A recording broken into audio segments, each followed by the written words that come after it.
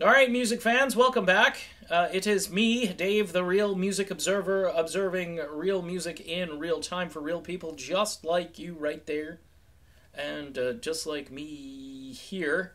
Uh, you know, uh, it looks as though Angus Young is going to move forward with new AC/DC material, and he's looking for Axl Rose to be the singer in the studio, and maybe for another tour. And nothing was really said about a tour. I will be blunt here, but look, here's my perspective on Axl. I prefer Axl Foley probably over Axl Rose. Just letting you know that. Uh, yeah, I was there for GNR Lies and Patience and Appetite for Destruction, and yes, those albums were good albums, and they kind of took the industry by storm. Then you had the whole Use Your Illusion 1 and 2 thing, and then really after that, there's really nothing. It's a one or two trick pony kind of thing, and I am not a big fan of Axl Rose's voice. All right, I'm just saying. Now you may think GNR is like a classic band and so forth, and you can make that argument. I'm not going to really debate you. It's fine. I mean, it's a taste thing for me.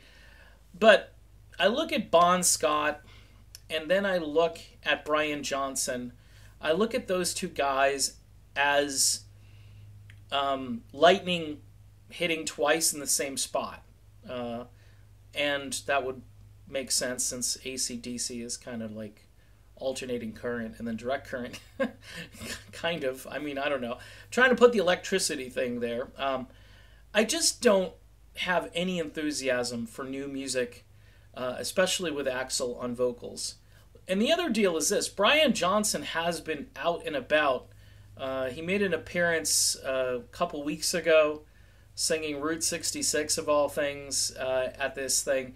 And he sounded pretty good. He sounded all right. I know he's got this hearing loss issue, but I would think that would be more of a problem if they go out on this giant world tour thing that they like to do versus maybe being in the studio to record tracks. Why wouldn't you record songs with Brian Johnson unless something else is up? I mean, original members are just fleeing the ship, and I know Brian isn't an original or longtime members. You know, the whole thing with Phil Rudd and Cliff Williams, and of course you had poor Malcolm leave planet Earth, which, you know, not much you can do about that one, but it seems maybe there's some toxicity within this band somehow, even though it's just always changing, always evolving. I say if you're going to record music, you got to have Brian Johnson. And if he can't do it, then you just don't do it. I'd be more interested with all of these tribute bands all over the world. You pluck the best singer from one of those tribute bands rather than have Axl Rose do it. I'm totally serious. The tribute band singer knows how to emulate, imitate, whatever the word is, the singing style of whoever, whether it's Brian or Bon. I think it would be fun to have like a Bon Scott type album after all these years. A guy who might sound, and there are some really good Bon Scott sounding like AC/DC tribute singers out there.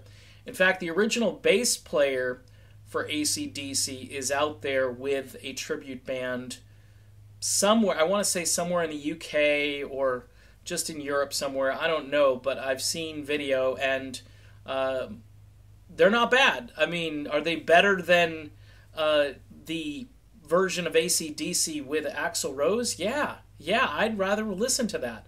Now, I know Angus is a riff meister, and he's going to write some great riffs and so forth, but you kind of want to have somebody there with him who shares that vision. If he's just going to write an album for Axl Rose and Axl is going to sing it, there's just no connection there. There's no passion there.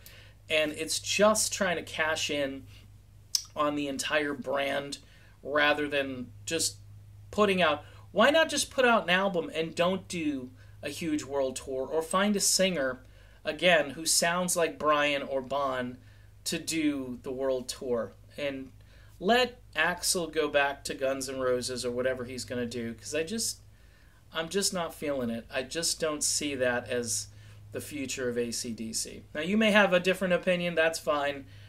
You may love Axl Rose and Guns N' Roses. I'm over them. I'm just the hype is just so long, and they were apart for so long and get back together again, and so many years have passed. It's almost like it's just too little, too late, and they never had that sustained success that a true classic band like AC/DC has had. So I just don't even put them in the same category. But that's me. I'm done talking. I'm Dave. I'm the Real Music Observer. I'll be back observing more real music in real time for real people just like you and just like me. We'll do it again real soon.